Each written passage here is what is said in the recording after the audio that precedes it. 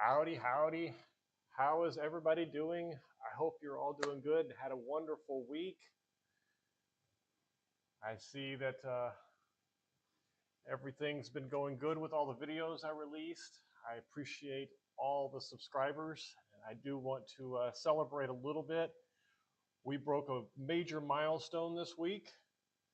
It is 5,000 subscribers, and I am just amazed at just how you guys just keep coming, and I'm honored. I truly am, and I really want to say thank you, and hope that all of our good fortune continues for all of us. And I hope I'm helping some of you guys in making it done.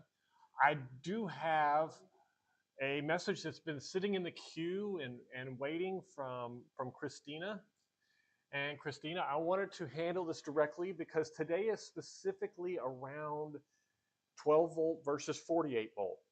But everything that I say applies to 24 volt exactly the same, and I'll be sure to point it out for you today.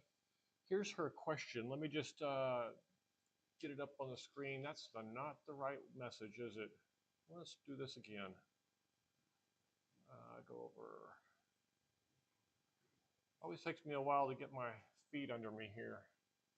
There we go.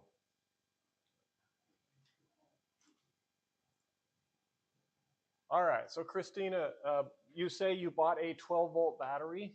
That is wonderful news. And I think you made a good choice. It should work out really well. I don't remember your specific application, so if you want to put that in the chat, I'll make sure that I directly access or directly work on giving you, make sure I give you direct answers during this presentation and make sure that your part of it's covered also. And thank you so much for watching the videos, and I appreciate every one of you. And I encourage that at any time during this today that you feel free to send messages, ask questions. I'll try to handle as many as I can. We've got a location today that we're filming in that's a little bit different than the coffee shop, but I do want to give a shout out to Supervillain Coffee over on Cocoa Beach for hosting us many weeks. They're directly across from Ron John, and if you're ever in town, I encourage you to come in, get a latte, a frappe, or something along those lines. They've been very good to us, and I want to say thank you to my wife for putting up with me also. So, all right. I have worked this week going back through all of the emails and the messages and stuff that I get, and anyone who's wrote me or responded to a video online, you know that I probably enjoy answering your messages more than I actually enjoy, I won't say more, as much as I enjoy creating and writing videos. I love to show you how I'm doing things and talk about it and all that. And as you've seen in the last few weeks, I have gotten quite a few companies that have contacted me asking me to promote their products and work with their products. This is good news for me. It allows me to add a little extra change into the funds so that I can buy new stuff and demonstrate new things for you guys. So you will start seeing some of those items. You saw a video earlier this week with the 6000 XP, where I'm going to go through every one of the pieces of equipment in the RV and show you how I installed them. Signature Solar has been very good to me, and I would encourage you that if you're looking for those products, that you go into the description below and look through all of the 6000 XP, all of the different products that they have, and use those links when you purchase it, because that will help me out a bit. I do appreciate it. I have gone through all of the messages, all of the emails, and hunted down what was the most popular subject. And the most popular subject is, I have a 12 volt system, should I get a 24 volt? Or I'm about to buy a system and I've got a 24 or a 48 volt system? Should I make it a 12 volt? My RV has 12 volt already. Should I go with 48 volt? There are dozens and dozens of these questions. So I have taken the top 25 that I could identify and put them together, and I'm going to go through them today and give you answers to them all. Or I'm going to make my best answer to answer them all. So without waiting any further, unless there are some questions or anyone else has something that they want to discuss first, I am going to go ahead and get started with those questions. Let's see, online questions. We're going to start here with, I'm going to start with this one because it reminds me of James T. Kirk from Star Trek. Now, if you're not a Star Trek fan, then this joke won't make any fun to you, but for those of you who are Star Trek fans, it's kind of funny. James T. wrote me. It is a last name, not Tiberius, not for James T. Kirk on Star Trek, but it's still funny. Okay, so why would someone choose 12 volt over 48 volt in the solar setup? And there are a couple of reasons. And there's been some advancements in the market of batteries to allow even larger size batteries. And so there's lots of benefits to small ones, and there's lots of benefits to big ones. The largest benefit to a 48 volt battery comes when you're talking about using your wires and transferring power from one thing to another. So for example, when you plug something to a wall outlet, 99% of the time it's a 15 amp plug, and only a certain amount of voltage can go through there. And I'm going to draw a little bit on this one and kind of give you an idea. And I think we got a whiteboard set up this week that works. Nice coloring and everything. So I'm going to move over here to the whiteboard, and I'm going to talk about a 120 volt wall plug at 15 amps. And I'm going to steal my calculator off my phone. I'm not going to try to do math for you in front of the whole world watching, well, at least a few of us anyway. So 15 is 1,800 watts. So, oops, there we go. So 1,800 watts, as you know, will supply power to the most devices that you plug into a home outlet. There are a couple that you need a 20 amp plug, but very rare. Most companies will work within the 15 amp zone. Most extension cords are rated around 13 amps. And if you do 13 amps at 120 volts, it's about 1,560 watts. Now, let's look at what happens when this gets converted from that 12 volt battery or that 48 volt battery goes into the inverter and then comes out the AC side. So this same 1,800 watts, so at a 12 volt system, 1,800 watts is going to be 1,800 divided by 12. And you're going to have 150 amps. So this means that if you've got a 12 volt system, in order to support 150 amps, you're going to have some pretty large wires, which is why you see a lot of people with 12 volt systems go with like 4/0 wire or something along that line. This is a very expensive wire, and this is probably 150 amps is somewhere around, I would say probably 2/0. I should probably look that up just to be a little bit sure. Let me just switch real quick over here and do a quick search for what size wire for 150 amps. Now the important thing to remember, copper wire is 150 amps at 1/0. That was pretty close. So 1 aught there. Now, if we go to a 24 volt system, it's going to be exactly half of that, 75, because the 1800 would be divided by 24. And if you go to a 48 volt system, it's going to be half of that again. It's going to be 37.5 amps. Now, 37.5 amps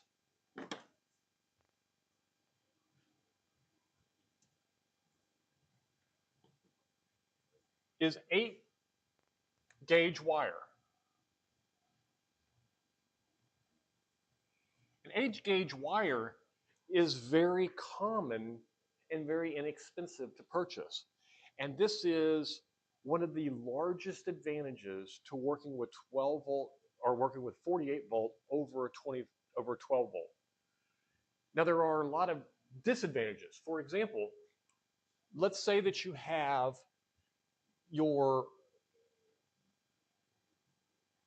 van already set up, and your van has a lot of 12 volt power. You charge it with the generator, all of this stuff. Then it might not be worth it to switch from 12 volt to 48 volt. In the case of my RV, I had a 12 volt system, and I went ahead and did it anyway. So it can happen, or there are benefits to both. Now, Spiral Master is making a comment here. Let me just pull this one up.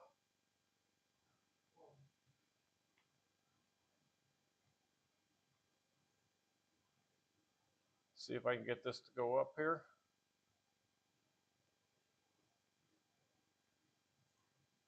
There we go. So Spiral Master makes the comment of 220, 240 is better on a 48 volt system. And this is an absolute truth also. Especially when you take those numbers that we were working with up here and you assume that anything that is 15 amps at 240 volts is going to be 3,600 watts. Now, if you were to take 3,600 watts and put that through a 12 volt battery, you're going to be running at 300 amps, and it's going to be very difficult to build or design anything that can safely function most of your 240 volt items. So Spiral Master, you're absolutely right, and thank you for the comment, because it's a good one that I would have missed without you. All right. So let's go on to, I want to look back at that question. It was,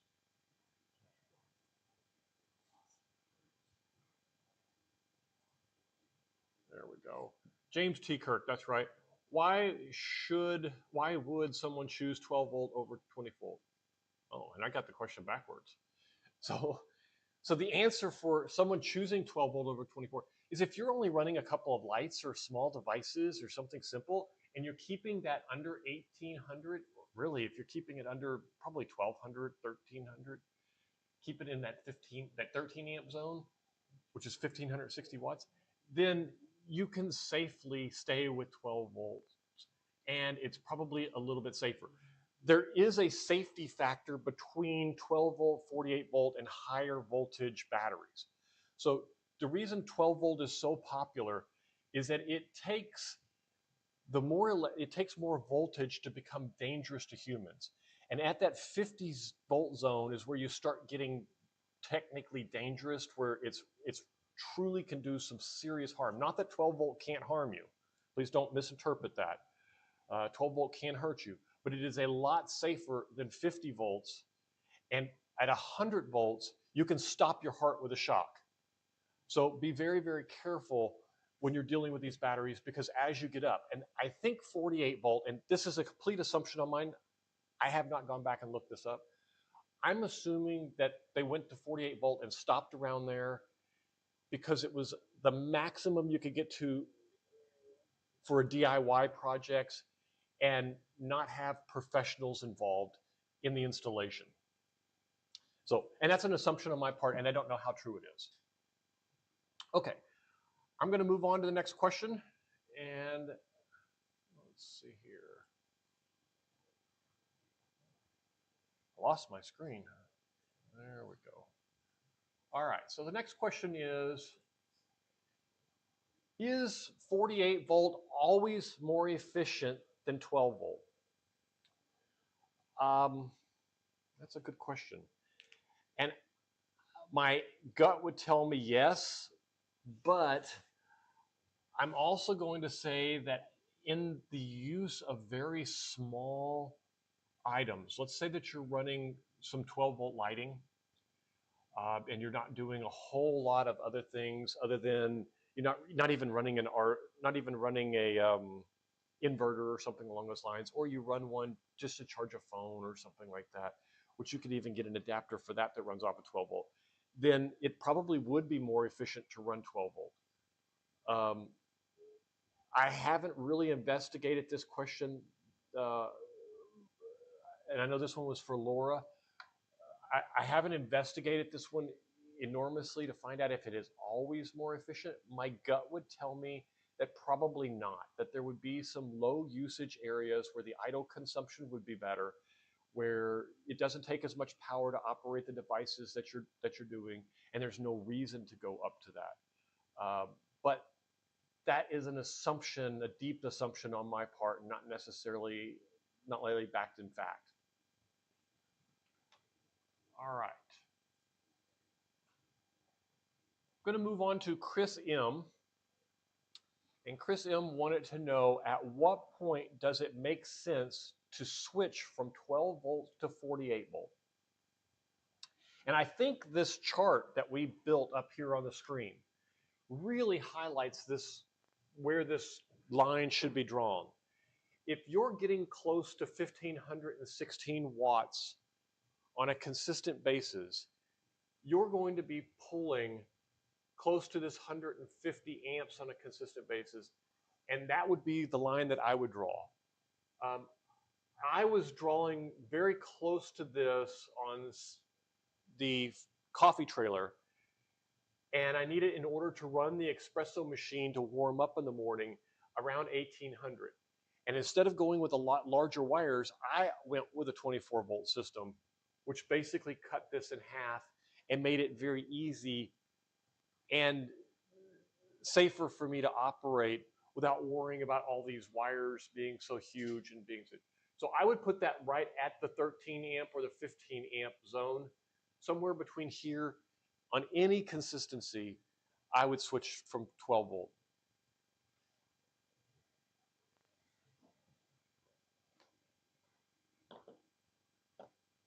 All right, also let's go on to Angela S. And she wrote, how does voltage affect the overall cost of a solar system? This is a good question. It affects it in many ways. The first of which we've spoke about a little bit with the amperage size and the wire size that you have. If you're building a very small system, it's not that dramatic. It doesn't cost you a whole lot more to get 3 feet of 4/0 wire as opposed to 8 gauge or 4 gauge or something along those lines. But when you start getting into the cost of inverters, charge controllers, you're going to look at a major cost there too. Let's take a big one here, the charge controller. If you want to charge a 12 volt battery and you want to charge it with, let's say you want to put a couple of household panels up on the roof of your van, and they're 400 watts a piece. That means you've got 800 watts of power. Or let's say you want to just put in 8 little panels on the roof, 100 watt panels, and you've got 800 watts. 800 watts at 12 volts means that you need to buy a charge controller, 800 divided by 12, that's 66 amps. Now, that's not a big deal for some charge controllers, but most likely you're looking at a 75 or an 80 amp charge controller. probably want a little bit of leeway, so you might want to go as high as 100 amp. But that leaves you very little room for expansion. And if you decided to add a third panel, you would simply be at 99 amps. So when you do the same thing with a 48 volt system, you have the lower end you have to worry about, where you have to, voltages of the charge has to get up over that the voltage of the battery. But this same system at 800 amps on a 48 volt battery, you only need a 20 amp charge controller because it's only going to be pumping in 16 amps. And so the same charge controller, if you bought a Victron 100/20, you could, the one we used to build the solar system last week or the week before, whichever week it was, that would allow you to charge a 48 volt battery at the same cost as 5 of those would be needed to charge a 12 volt battery for the same amount of wattage. So that's the second item. The third item is going to be the inverter cost. Is when you start getting into an inverter cost to handle these larger voltages, they're beginning to be so popular that if you're doing like an all-in-one or something along those lines, you can actually get a better price on them than you can get on a 12 volt. Now, if you're doing something small, then the overall cost can be minimized by a 12 volt system because they're designed for small systems. They're designed for, plugging in a car, in your car, plugging in a little charger to run your phone charger or something along those lines. If that's what you're doing, then you keep the cost down that way. Okay. I am going to move on to David K. Now, David K, are higher voltage systems harder to install and maintain?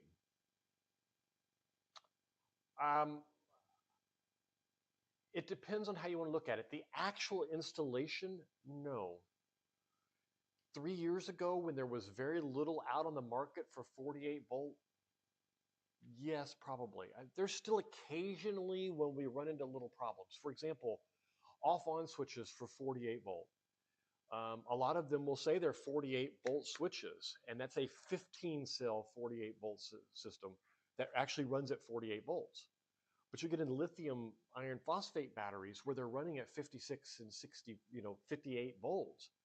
Those switches can't support it. So finding parts and pieces used to be much more difficult.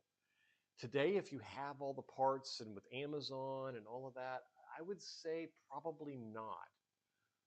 It's probably easier because you have the advantage of smaller wires, of less expensive wires, and when you make a mistake, it's not so, smaller clamps and lugs and all of that stuff is easier to deal with.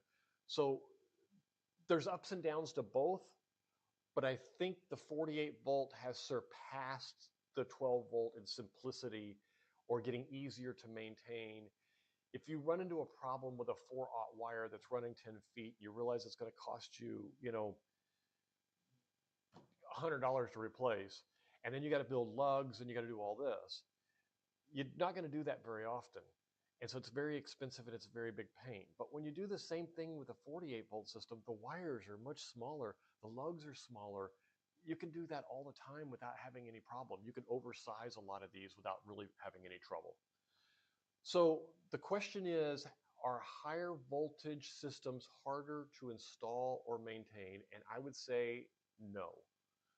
They are not today harder to install. As a matter of fact, if you're going to be building a real system to power, and I'm talking about not just something in your van to just power, a TV at night or a phone charger, but a real system to run your TVs and your refrigerators and stuff like that, I would venture to say the 48 volts are manufactured to make it easier to do it, especially with the all-in-ones today.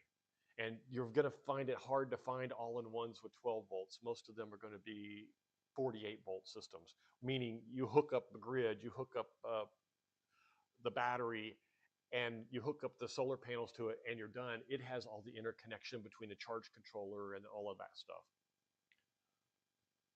All right.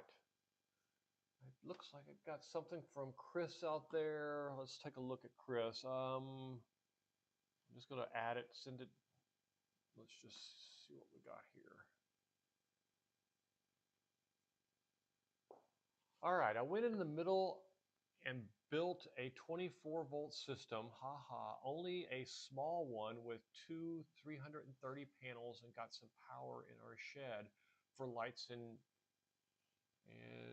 charge 130 amp battery, LifePod battery. Actually, for lights and stuff, you're probably perfect. You're probably right at the right thing. This is the same thing I did in the coffee trailer. I used 24 volts. I made the subject of this live stream about 12 volts to 48 volt because that's where I get the most questions. But 24 volt is a very good solution for a lot of these cases where 12 is just too small and 48 volt is overkill. In your case, lights in a shed and maybe even an occasional, drill or saw or something, 24 volt will be perfect. If you go with 12, the problem is the insurges are really hard to run any of those tools, but you might even be able to get away with them. I can run the espresso machine on my 2000 watt inverter 24 volt system in the coffee trailer. And so I think you picked the right size. There is no right answer here. Every situation really has to do with what are your plans for the future and what are your current needs and what you can afford. And all three of those have to take some kind of effect. Would I like to take the coffee trailer, drop a couple 48 volt batteries in it, throw an all-in-one 6,000 or 12,000 XP in it and go completely off grid? Yeah, absolutely I would. Cost is going to stop me from doing that. But I hope that someday I can, because I would love nothing more than to pull up in the coffee trailer at an event and have no power needs and nothing, just start using it. So hopefully, Chris, I hope you get a lot of use out of it, and I look forward to hearing back about how it works and other items about feedback about how you end up using it. 130 amp LifePod 4 battery is a good choice. I had 100 amp 24 volt in my coffee trailer. I'd use two 12 volts series together. So hopefully it'll work out for you. It sounds like a good choice. All right. I am going to move on to Matt J. Let's see if I can get this to come up on the screen again. There we go. Matt J, what voltage is best for an RV or a van build? Now, I covered this in a video a few weeks ago about how to connect from the grid to my RV. And it was really the first in the series coming out about my RV and all the different components. The 6000, the inverter all-in-one released earlier this week, 2 days ago, I think it was. And that was actually the very first video in the series. But in that series, or in that video, I go through the specifics of identifying what type of input your RV has, because this will determine everything. So, for example, if you have a really small RV that only needs a 15 amp, 120 volt system, then you would pick one choice. Whereas, like mine, I had a 240 volt split phase 50 amp plug. And if I wanted to run the air conditioners and all the equipment that was in it, I needed at least a 6,000 XP in order to make everything run. And even then, I went and yanked the air conditioners off the roof and put in mini splits, because I couldn't accept the fact that those things were so inefficient and noisy and loud and all that. But what voltage is best is something that is paired to the voltage of the RV. So most RVs come in either 20 amp, 10 amp, not 20 amp, 20 amp or 15 amp plugs, which look like standard wall plugs. And you may have one where instead of the two ups and downs, you have one that's sideways. That's a 20 amp plug. Or they come in 30 amp, 120 volts. And those are, shaped like a diamond, 2 plugs on the top and 1 at the bottom. They look like an overgrown wall plug, but they're funny shaped, sideways and diagonal. That's a 30 amp 120, and both of those you can get away easily. So if we looked at the largest one of those, which is a 30 amp 120 volts, and we take this to the whiteboard and we talk about 30 amps coming in from 120 volts is going to be 3,600 watts, which means it's going to be twice our estimation that we did up here.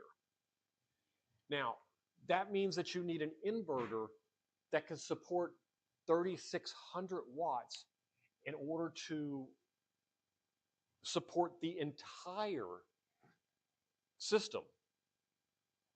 But my suggestion on that would be is that you look at around 3,000 watts. There are a lot of 3,000 watt inverters that are either 48 volt, 28 volt, or even some 12 volt ones that you have to really be careful about. But those two will give you really good matches for EG4 has one. Some people call it the Pikachu. Matter of fact, maybe I can actually show you a picture of it here. Get the name of it. Signature Solar EG4. Okay, so let me just switch here to my screen and just kind of take you on a website and kind of show it to you here. It takes me a while to get my... There. Nope, that's not it. Nope, that's not it. That's the one I want right there. Okay, let me just put that on. Hopefully you can see that. Let me just turn this off. Okay, so let me look for inverters, and I'm looking for... So Victron has some nice 3,000 watt ones also that you might want to look at, because these are actually made for mobile devices. And this is the one I was thinking of. This EG4 3K off-grid inverter is as solid as a rock. There are like thousands of these running well pumps and stuff all over the world. It and the 6000 are probably two of the most reliable ones there are. Now, I thought I clicked on, there we go. So there is some 1,200 by that. I want the Quattro. That's a 5,000. I thought there was a 3,000. Here we go. The Multi Plus. That's the one I'm thinking of. The Multi Plus here for the Victron is a fantastic, reliable unit. And it's a 24 volt unit, which is nice. So this one will easily do everything that's up there. And that would be where I would head for if I had an RV that had a 30 amp plug. Now, when you start getting into 50 amp plugs, keeping in mind the difference between the 30 amp and the 50 amps is significant. And I'm going to bounce back over here to, if I can figure out how to do it here.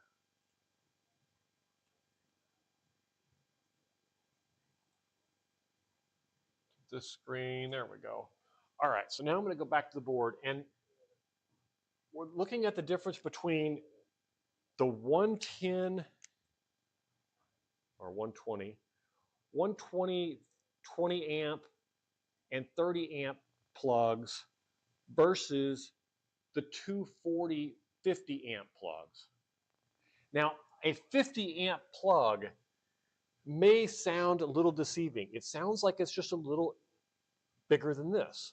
It's just 30 plus 20, right? But that's not true, because on this one you have one line that provides 30 amps at 120 volts, meaning that you get 3,600 watts out of this. Now, on a 240, you technically have an L1 and an L2, and they both have 50 amps. So you have two at 50 amps at 120. Now, some electrician or electrical guy, and I'm not an electrician, please know this is just how I would do things, but some electrician is going to tell me that technically this is wrong. And they're right. Technically, it is one line and it's 240 volts. The math is the same. We'll do both of the math, but this makes it make more sense when I'm explaining the difference between the 30 amp over here and the 50 amp over here. So 100 amps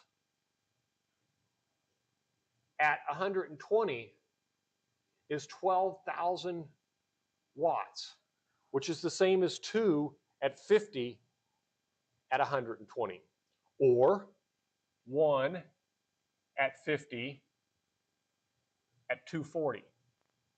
All of them are 12,000 watts.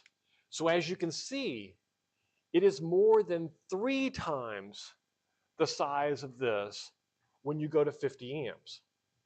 It is 2 lines that are 166% size of the one line that you originally had. There is a significant difference. And when you're shopping for an RV, this is what you're looking for because this is where all the power is. But that means once you get to that point, you're going to have to switch to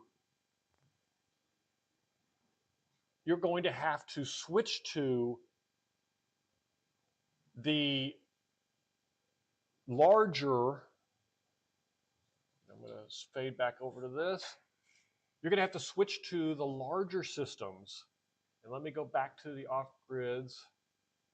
And that means you're going to have to go with something like this that provides with the 6000 XP or the 12,000 XP that provides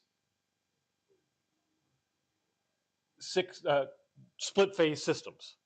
Now, that said, you can parallel 2 of the Victrons together. And that is a very good solution. Victron makes wonderful equipment.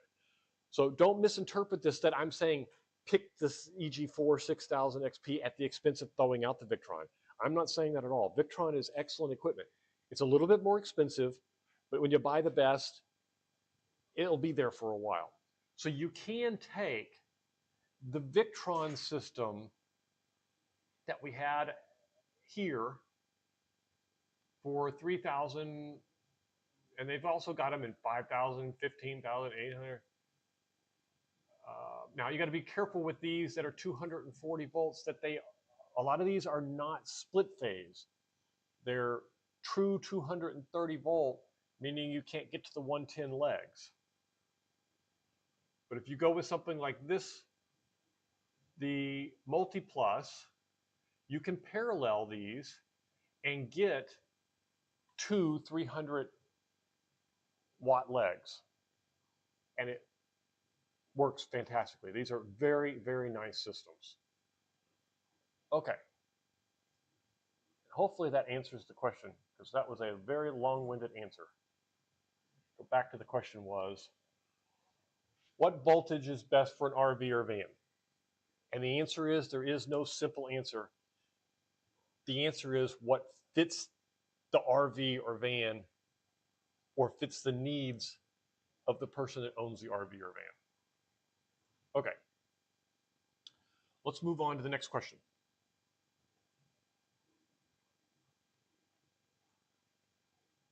What would you recommend for a tiny home or cabin setup? That one's actually an easy one. The video I released just the other day about the 6000 XP is a perfect solution for a small cabin or a tiny home. It's 6,000 watts split phase. I think we went over it on the website, but we can go right back to it real quick here. In this one, and there should be links to all of this if you're watching it on a recording. The 6000 XP is a split phase system that puts out 240 volts and 3,000 watts on each leg. Now, you can upgrade this and you can go parallel. So if you want to start small and you want to go to a little larger for a tiny house or for a cabin, you can start with one of these and you can add multiple as you get into it. And as you can see here, they make it very easy to hook up. And there's a video on this that I just put out earlier this week. I suggest you go and watch this if this is something you're interested in. If you know you're going to need more power, you can go straight to a larger units. Like they have the 12,000 XP, and it is technically twice the size, and you don't end up with twice the price, but you have to buy it all at once. So that's basically how that would work for you. Okay, going back to the original question, which was, what would you recommend for tiny house or cabin? I think we answered that. So we are going to move on to the next question. Make sure I'm not ignoring anybody out on chat. Can you get the audio up? Already taken care of? I'll bump it up just a little bit on my end. All right. That should increase it there. Okay. Looks like we have that taken care of for you, Nathaniel. Yeah, I can hear it too. It sounds much louder. If anyone has problems with it, please let me know. Okay. Moving on to the next question. And we're going to go to Tyler C. For a full off-grid house, is 48 volt the only realistic choice? If you're talking about an entire house, yes. If you're talking about a small cabin, and I mean very small, where you want to go with 24 volt or something like that, you could probably get a little bit smaller, but I wouldn't suggest it. 48 volt is the industry standard at this point.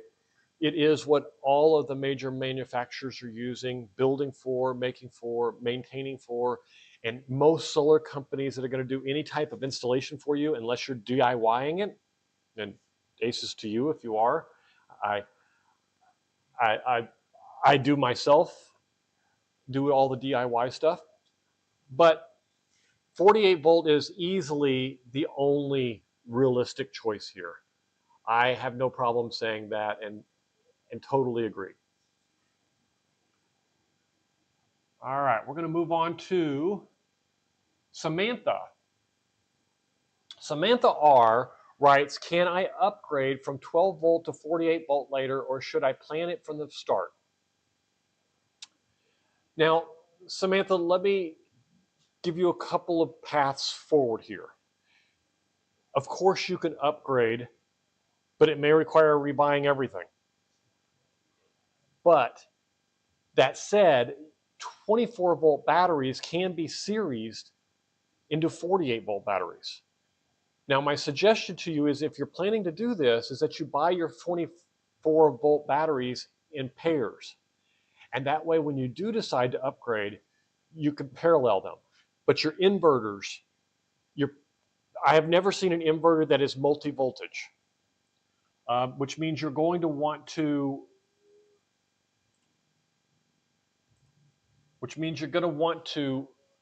make sure that you do buy multiple of them when you do that.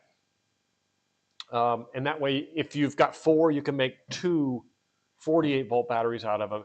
If you have 3, then you end up with 1.5 battery, and one of them is just going to be wasted. Theoretically, you could pair it with another 24 volt battery, but the problem is the age of the batteries would be different and they would wear differently. And any degradation to one of the older batteries would also affect the newer battery in the same way. So if let's say it was 5 years later and you lost 5% of the capacity on this one, when you bought a new one, your new one is like 5% gone now also, because it's only as strong as its weakest link. So my suggestion is 12 volt to 48 volt. I would not plan doing that. I would plan on replacing your inverter, replacing your charge controller, and replacing your batteries. You can parallel some of the batteries, and you could probably get away with maybe some charge controllers if you bought Victrons that were multi-voltage. But that's a very hard jump. I would think about it very seriously and maybe either slow down and go straight to 48 volt, or plan on building something very small that you're going to not worry as much about when you replace it.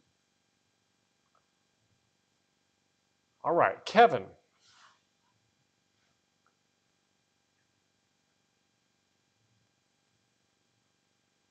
Kevin says, what voltages are you currently using in your setup and why? I have 3 different solar systems right now. One was the one that we built last week that I use for lights and off portable moving around things, the 12-volt system that we built. Then I have a 24-volt system in the coffee trailer. I use it to supply power to the freezers and refrigerators 24/7 when we're off grid. If we set up in a fair and we no longer can get to they don't have power overnight, or they don't have reliable power, then I will use the battery overnight. It'll keep it done. I also use that same system. It's a 24-volt, 100 amp hour, running a 200-watt inverter. And I use it when I turn the espresso machine on when we leave to go to the event. And by the time I get there, the espresso machine can be hot. Now, it will use about 40 to 50% of the battery doing so. But at that point, I'm shutting down for a fair and bringing in fair power, and the batteries get all the sun. I've got 2 370-watt panels on the roof, and it charges at 24 volt, 20 amps. So, and then of course the 48-volt system on the RV, and that I use because I needed to provide a 6000 XP with 6000 watts of power to run the RV. That one was a no-brainer, and all 3 systems have the right fit. It's which one fits for your system. Let's see, is that a question or?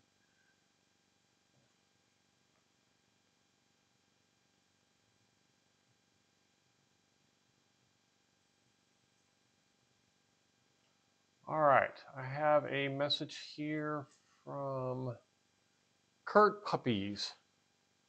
Cute puppies. Oh, cute puppies. Sorry, cute puppies. 24 volt was the most economical for my solar system. And this is what you need to do. You need to evaluate based on how much power you're using, what your needs are, what your future needs are going to be, and determine the right economical solution for exactly what your system is. There's no reason to jump straight to 48 volt, and there's no reason to stay on 12 volt. You need to look at your different system and determine which one is the right one for you. And this is the kind of answer that you want to see, because this is telling me that it was the right financial choice and most likely the right size for it. All right. We're going to move on to Brian F. How does voltage impact wire size and cost? It's pretty dramatic, and we can actually do an exercise here of looking a few of them up and see. So let's take a couple of the ones that we've highlighted on the board here, and let's look up the wire size between the 37 amp, the 75 amp, and the 150 amp. And this is to provide a simple 1800 watt one wall plug. And you got to remember, if you're going to be building a system like a 50 amp RV, then the wire size becomes much more significant. So let's start with this and just do it real quick, and I will look up the values online. See if I can get. All right, so let's start with, we know that 8 gauge is what is needed for the 48 volt system. So we're going to look up 8 wire. All right, so 8 gauge wire runs around 90.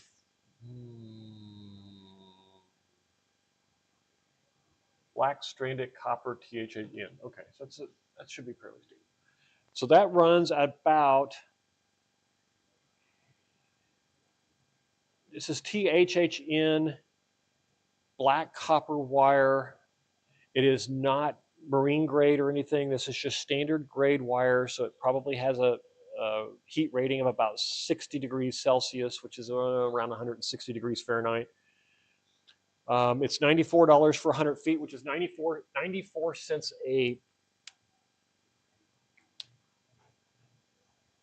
94 cents a foot. Now let's go to the 12-volt one at the top, and we determined that it was 1 aught.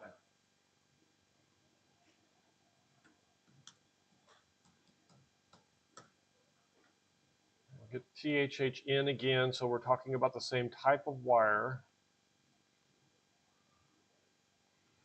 And it is $4.69 a foot. Now, this means that it is 5 times the cost for the wire for a 48-volt system as it would be for a 12-volt system. And this is pretty much all the way through the system, depending on how you're doing it. If you have multiple batteries, you have multiple connections, if you have multiple bus bars, inverters, charge controllers, all of these systems work based on the amount of amps they can support, and volts don't mean anything to these devices. So you have to think about the amps, and amps are amps are amps. A wire that supports 10 amps on 12 volts is the same wire that supports 10 amps at 240 volts. Okay, I think that answers that question. Let's look at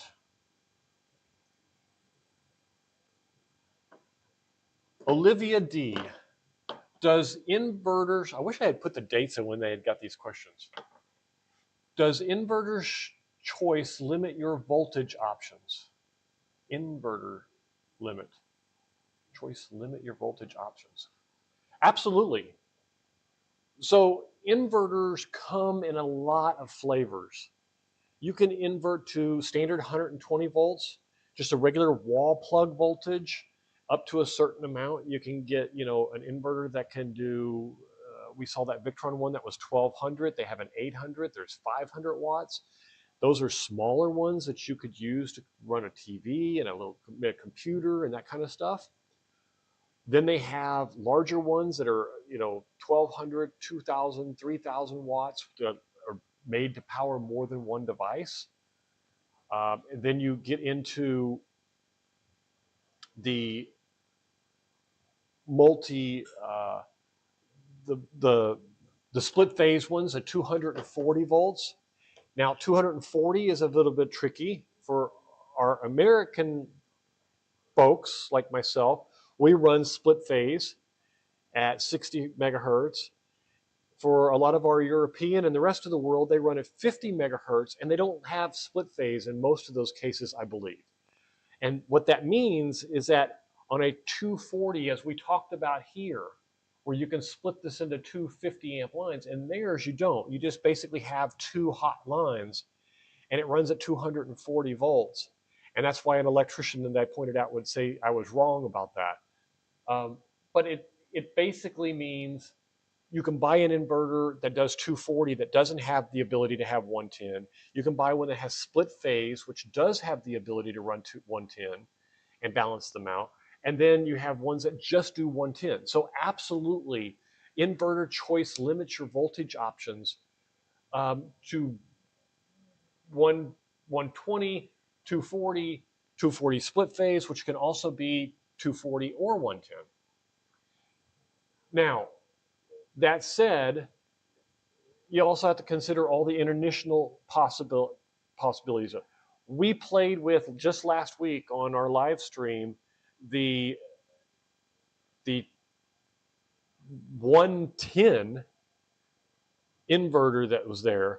And when we plugged a simple light into it, it dropped to 108 volts. And if you watch the follow-up video I did on that, it dropped to 100 amps. Ugh, let me try that again. 100 volts just from plugging in and running 500 watts on it.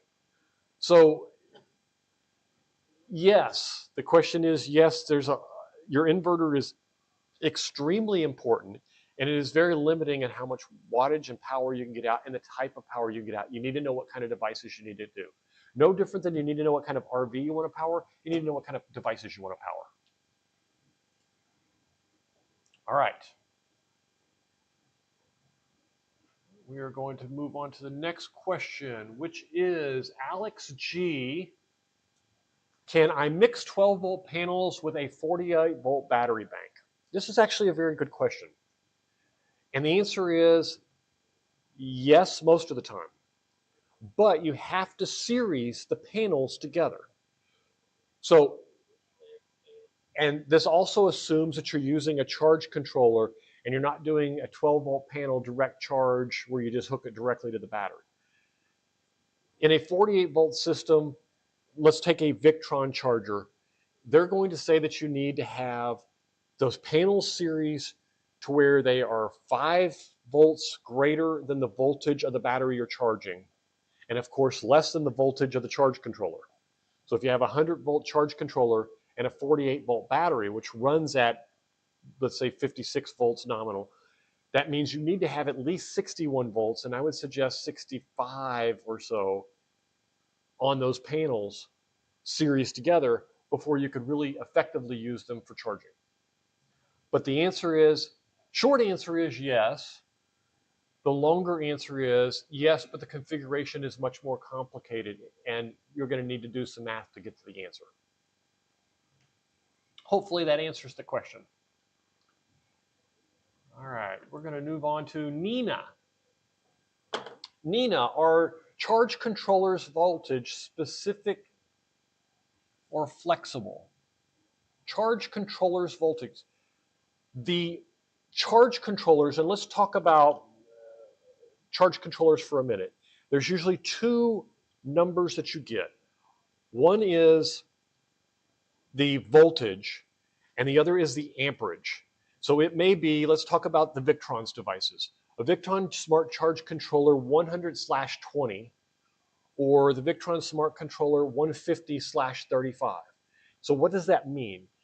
The first number is the maximum voltage that the power you're providing from panels can be. And this is a maximum number you need to take into account. In cold weather, your panels produce more electricity, more voltage, and so you need to make sure that you accommodate that. But that is on the input. So if you have limited it to maximum of that voltage there, with it keeping in mind that, as we just discussed, it needs to be 5 volts over the battery voltage. So that means on a 100-volt charge controller for a 48-volt system, you literally have only 35 volts window that you can get to make sure those are going to charge click. That means the solar panels need to be above 65 to charge effectively, but they need to be below 100 to not burn the unit up. That's why you'll see that a lot of people, when they go with 48-volt systems, they go to a 150-volt charge controller. Now, the second number is the output, or the amount of charge it can provide to the battery at the battery's voltage. So, for example, a 10-amp charger on a 12-volt system could put 10 times 12, 120 watts in. You're not going to get a whole lot out of a 10-amp system on a 12-volt system. On the same charger, charging a 48-volt battery, it would be 48 times 10, would be 480 watts. And so you can start to get some significant with a lesser amount there. So are they flexible with the voltage? Yes, they are. But there is a minimum that you need to make them work and a maximum to keep from burning everything all up. Derek W. asked,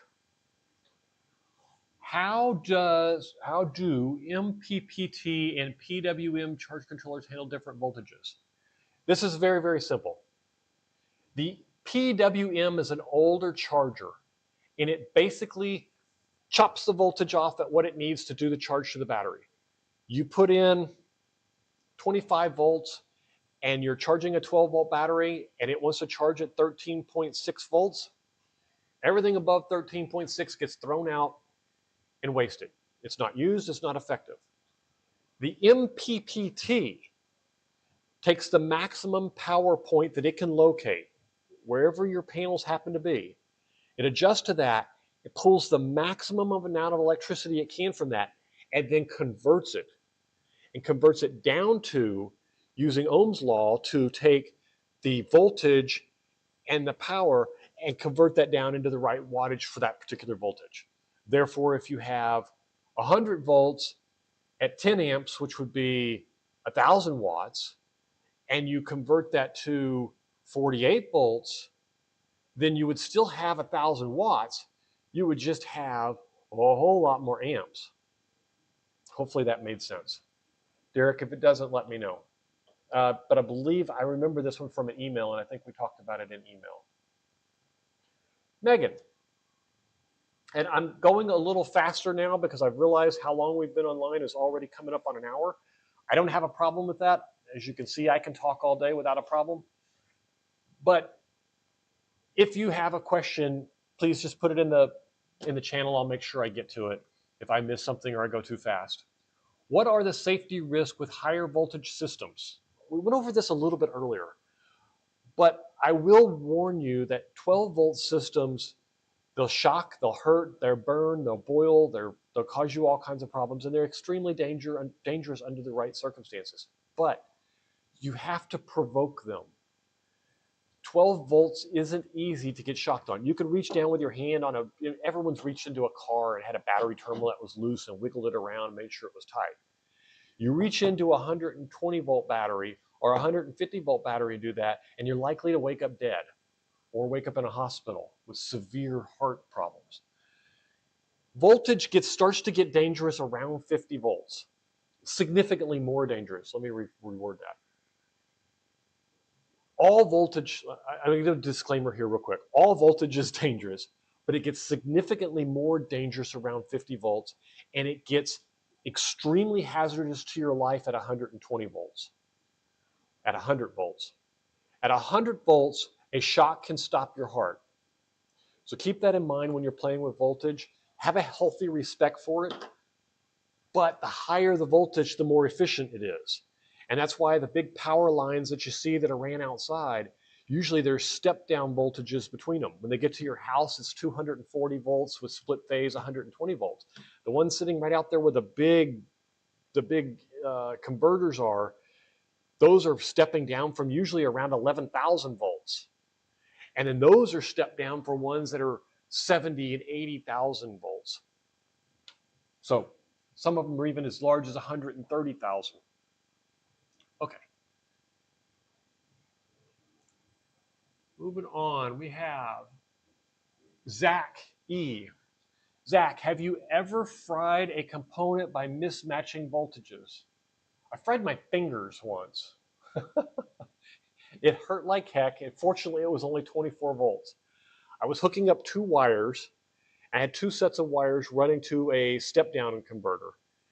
And I had disconnected the 24 volt side. It was in the food trailer. It was stepping down the 24 volt to 12 volt to run a fan that was controlled by a heat sensor. When the inside of the food trailer got warm, the heat sensor would trigger the fan on. It would step down the 24 volts to 12 volts, and it would allow the fan to run and cool it off inside. Made the freezers and refrigerators run more efficient, and it also kept other items from getting just too hot, being unhealthy or whatnot.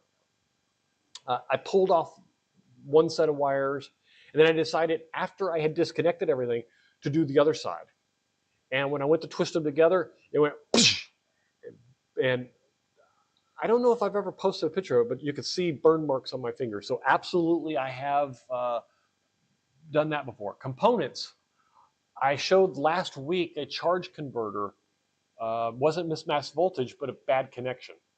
Bad connections will haunt you forever. Number one problem in solar, number one problem in electricity. Isaac, Isaac, what's the biggest mistake people make when choosing system voltage? Um, you know, I think that I would have to say, looking back at everyone that I've talked to about that that's built a system, is they underestimate their future use of solar, meaning they go with a battery source smaller than they should. They're not thinking big enough. Everyone thinks, oh, I can get away with one wall plug until you need two. They think I can get away with turning this off while I have this turned on until you can't do it anymore. Um, that would be the biggest mistake people make when they're choosing voltage, is they don't anticipate the absolute real maximum that they could use a year from now, as opposed to what they're using today or what they think they can get away with. And that would be it for sure. All right. Chloe.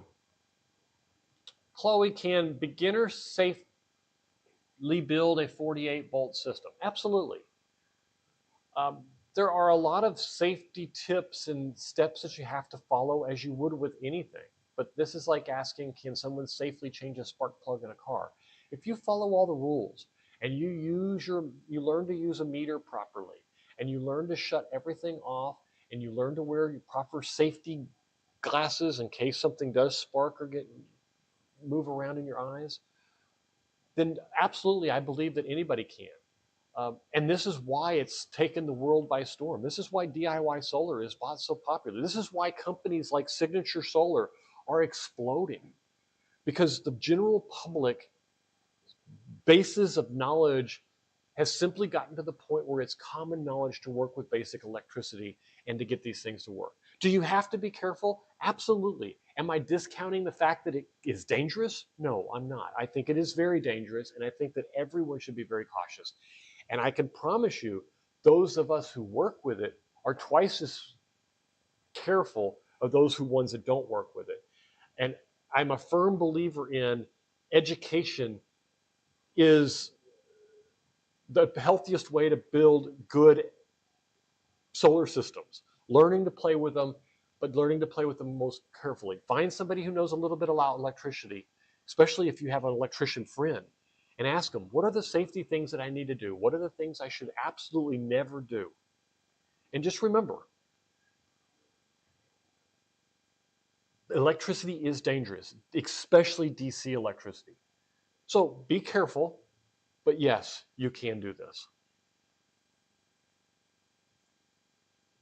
Leo, if you had to start over, would you pick different voltage? Actually, the only one I would redo is the food trailer. And for exactly the same reasons I just outlined. I would like to convert the food trailer over to 100% solar. Now, looking back, hindsight's 2020. But the fact is, at the time that I built the food trailer, this world was not the same. The ability to build it was not the same. So it wasn't quite as easy, or it wouldn't have been quite as easy to do it then as it is today. Today, absolutely, I would switch to 48 volt. I would mount them differently. I would put the inverters on the outside. I would use outside IP65 variations of them where they're weatherproof and all that. And I may even switch brands to make them be able to handle that big industrial equipment a little bit better. Because a food trailer can be a real push on equipment. The RV system, no, I got that right the first time. Amanda.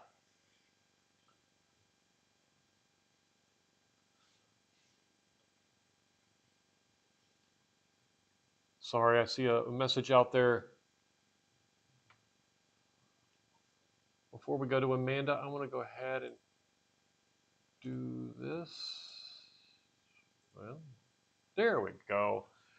Chuck Danger 87. Is solar a viable option for consistent load applications such as crypto mining? My electric rate is 14. And the answer is not only a yes, but it's an emphatic, absolutely 100% totally heck yeah. Go for it. A solar system at that type of rate, you can blister out the power. Now, you're going to be looking at a little bit, payback is not going to be a month, but you can certainly make a huge impact of off-grid mining. And this is not the first time. There are lots of miners out there that run solar systems exactly for this. I suggest that you look at what does it look for to power your mining system. And I would love to get messages from you on this, because I would love to do some tests and play around with it a little bit. Maybe even give you some stats and stuff that you might need. But these little mining computers that they have out nowadays, oh yeah, they're made for this. This is absolutely perfect for it. Signature Solar has some kits that would basically allow you to hook up the panels, the all-in-one, the batteries, just hook it down and plop it down, kind of like what I've put in the RV. You'd be able to power multiple of these devices in any day and generate more than enough power. If you've got large fields or areas where you can set up solar panels, oh, it's a gold mine, absolutely.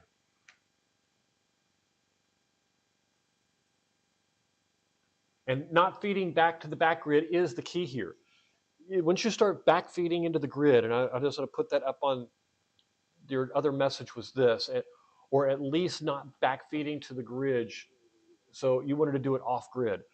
And the answer is absolutely yes, emphatically yes. And this is the best option, because you don't need the grid to do this. And unless you're looking at having, backup power overnight or something because you want to be able to run it and you didn't have enough battery power or whatnot, or you get rainy days or stuff like that. But that's still pulling power from the grid to keep you operational, not sending power back to the grid. That makes it so much more complicated if you want to send power to the grid. I would suggest that you store the extra energy and use it at night as opposed to sending it to the grid. Because sending it to the grid in 99 out of 100 locations, they're going to take it at 100% value, and they're going to give it back to you at 8 or 10% value. Hopefully that answers your question, Chuck. Let me know if there's anything else, because that's a great subject.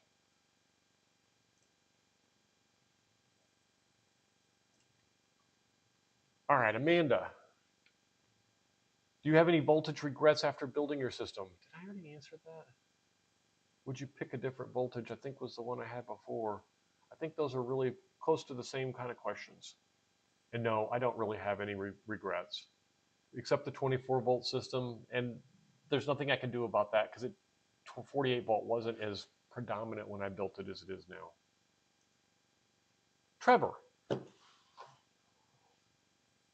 what do you think the ideal battery voltage for solar is, and why? I think it's 48 volts. Easily it's 48 volts. It's efficient enough that the wire sizes are easy to mess with. The equipment is extremely available now in the market. There is tons of good competition. There's pure, or getting to be American-made products. There's lots of competition from the foreign products to keep those American-made products competitive and quality involved. So you have the best of all worlds here.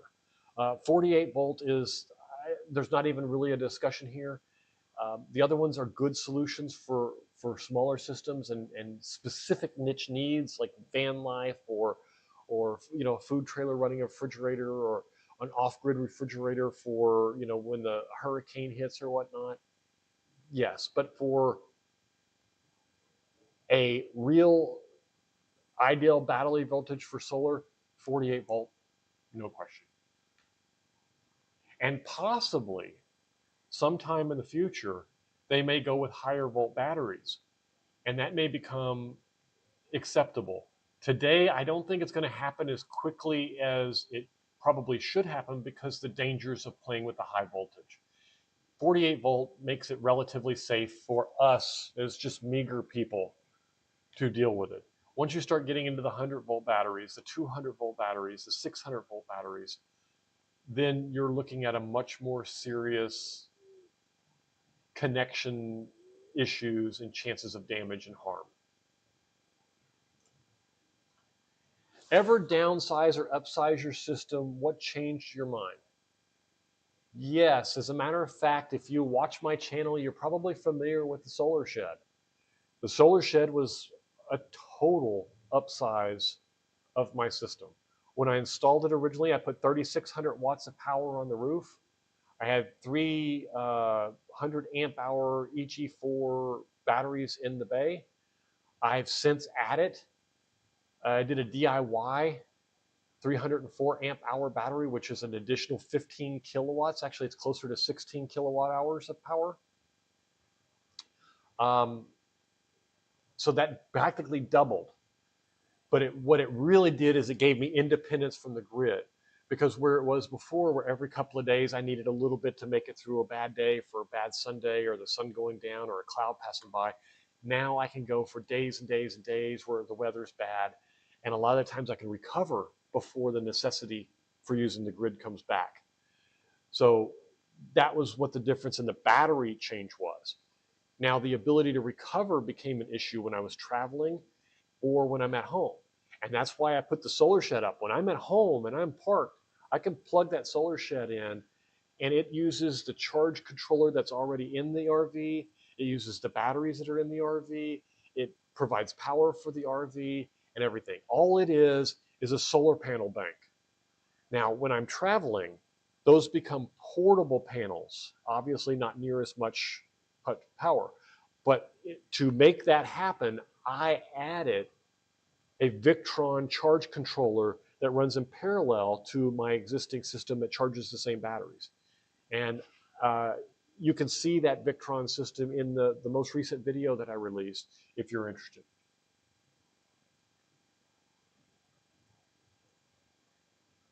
Daniel X.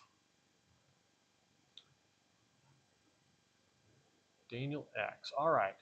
Do you or would you be interested in seeing a full blind walkthrough for 12 volt and 48? Would you be interested in seeing? Would you be interested in seeing a full blind walkthrough for 12 volt and 48 volt? And I'm not quite sure I understand the question. Would you be interested in doing a full build walkthrough of 12 volt and 48 volt? And the answer to that would be yes, and I'm assuming that's what the question meant. I did do a 12 volt walkthrough week before last on this live stream. I did go back and edit that live stream edit to a 12 volt build. So there is a 12 volt build in my channel that highlights exactly how to build it. I go to tightening the bolts down, I build it on a board, and I build the whole system. The 48 volt system is a much bigger project, but I just launched this project. I started with the connecting the grids and how the RV originally connected and how it's going to be connected then. And yesterday or the day before, I released the 6000 XP, which is the inverter. I have videos coming out about the batteries, the charge controllers, the charge verter, all the different options of the RV system. So that will be my walkthrough of the 48 volt system. And when I'm done, I will probably put out a combo video that has the whole series edited down into one string that you can sit down and watch. A lot of the YouTube people on TV YouTube like the longer series and have them highlighted in all in order form. So I probably will do that.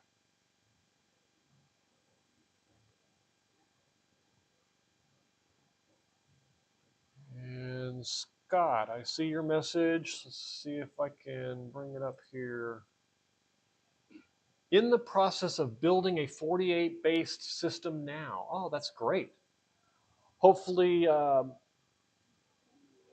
you have a specific use for that and a location it's going to be going. Let's hear more about it. But that's great. That means that all of the videos I have coming out should be pretty good fit for you. Like I said, I just did the inverter and I've got all of the other parts coming out. So would love to hear from you more about it, especially progress as it goes along.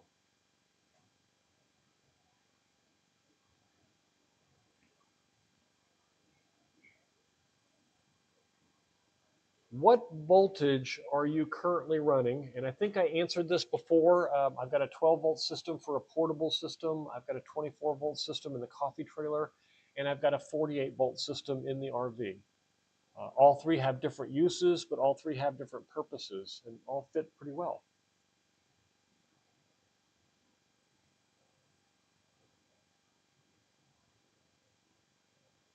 Well, look at that. I ran into the last question. I was just looking and seeing if I had any more. Okay. So I don't see any other questions online or anything, but I did want to give a few moments for anyone that has anything that they want to talk about. I appreciate everyone coming today, and I especially, really, truly, honestly want to say thank you, and for all of the 5,000 subscribers that have joined me for this amazing growth that we've gone through. There's nothing that I enjoy more than building videos and talking to you guys and walking through different things. If you have ideas or suggestions, please let me know. And if there's anything that you want to have for the live stream coming up, I look forward to doing it. And I think that's going to be it for this week. I think I've covered everything, and I really want to say thank you to everyone. And if you haven't subscribed yet, now's the time to do it. And if you've been watching all this time, and I don't know how many of you have been here the whole time, but I would hope for a like, and thank you very much. You guys have a great week, and we will see you next week when we talk about something completely different. And I don't even know what it's going to be yet. All right. I'm out of here, guys. Thank you so much.